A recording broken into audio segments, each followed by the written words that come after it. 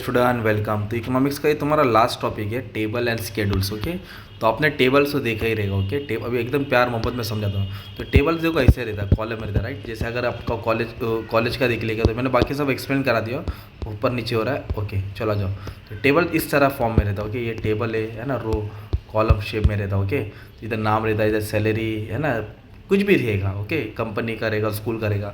तो table schedule क्या होता है, एक सिस्टमेटिकली होता है, ऑर्डरली अरेंजमेंट ऑफ इंफॉर्मेशन रहता है, नाम लिखा रहता है। एंड न्यूमेरिकल बोले तो नंबर्स होता है। क्या होता है, नंबर्स होता है। ओके, रो एंड कॉलम, रो रहेगा और मतलब ये रो रहेगा और कॉलम रहेगा। ओके, रो और कॉलम में रहता है, जो प्रेजेंट करता है, क्या करता है, डेटा को प्रेजेंट करता है, ईजियर फॉर अंडरस्टैंडिंग और एनालाइज इकोनॉमिक रिलेशन। मतलब इकोनॉमिक का रिलेशन को एकदम इजीली क्या करता है, एनालाइज कर सकते हैं, पहचान सकते हैं। Price, demand, sales, production, inflation, interest, कुछ भी। तो ये होता है तुम्हारा टेबल एंड शेड्यूल्स का मेन। एकदम सिंपल है, रो एंड कॉलम। टेबल अपने बनाए भी है, अगर नहीं आता रहेगा क्या करना रहेगा मालूम है, एक टेबल रैंडमली बना देने का, कुछ भी करके। ओके, तो टेबल कहाँ काम आता है, it is use as systematically presentation of data. जो भी रॉ डेटा होता है उसको लोग प्रोसेस करके एक अच्छे से सिस्टमेटिक लगे रो और कॉलम में क्या करते हैं, प्रेजेंट करते हैं। वो इजीली रीडेबल होता है और अट्रैक्टिव होता है।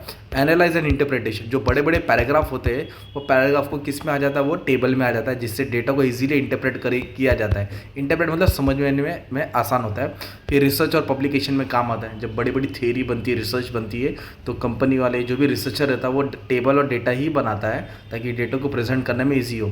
फिर पब्लिक पॉलिसी मेकिंग, गवर्नमेंट को कुछ भी रूल्स एंड रेगुलेशन बनाना है, तो जो भी प्रोसेस डेटा है उसने क्या किया, अगर रो कॉलम में टेबल में बना के रखा है तो उसको ईजी हो जाएगा पॉलिसी मेकिंग। फिर कंपेयर करने में भी आसान होता है ना, जैसे कि ये एक्स स्टेट है, ये वाई स्टेट है, तो एक्स और वाई में क्या चल रहा है, क्या हलचल हो रहा है, तो टेबल देख के समझ में आ सकता है। ओके, और फिर बाद में क्या है, बिजनेस स्ट्रेटेजी। कोई भी बिजनेस स्ट्रेटेजी है, उसका सेल्स, प्रोडक्शन या कंपिटिटिव या बेंचमार्क को कंपेयर करने के लिए बिजनेस स्ट्रेटेजी बना सकती है, बिजनेस को कहाँ लेके आना है, तो ये टेबल का इस्तेमाल। तो टेबल का मतलब समझ में आ गया ना अपने को क्या है। तो टेबल क्या होता है, schedule is systematically and orderly arrangement of information and numerical data.